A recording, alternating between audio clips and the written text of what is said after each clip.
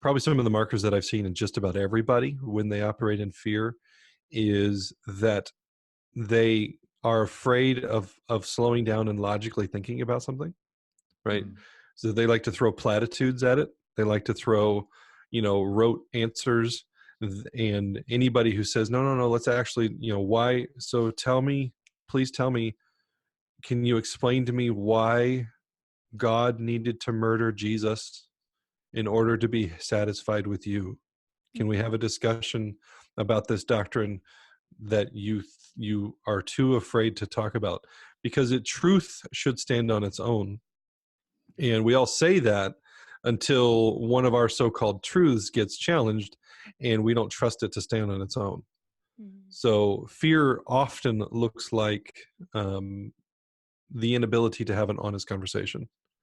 And it's one of those things that's very easy to kind of, you can talk 20 minutes without talking. Yeah. Right.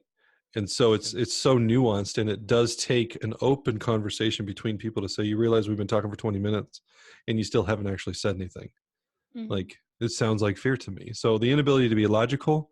And I would say the other one, the kind of common standard that I've seen is the need to defend yourself. And you take it's that personal. Suddenly it's about me, and it's about, well, why don't you agree with me? Why?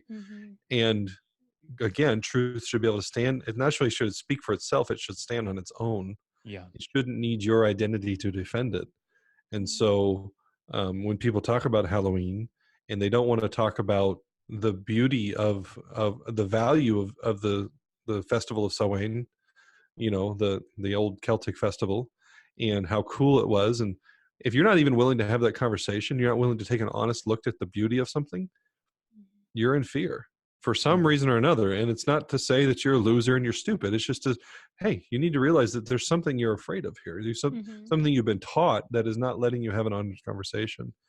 And then often, if it's deep fear, then it turns into, so you're saying I'm not, and then suddenly they take it as personal attack and enter that second level of fear. Not only doesn't stand on its own, but it also can't speak for itself. So I think those are the two that, and then everything else from there is, I'll have to figure out the rest of the chapters of the book. Hey, very good for pulling that off. That was very deep for a pop fly like that. So very nice. That's the introduction.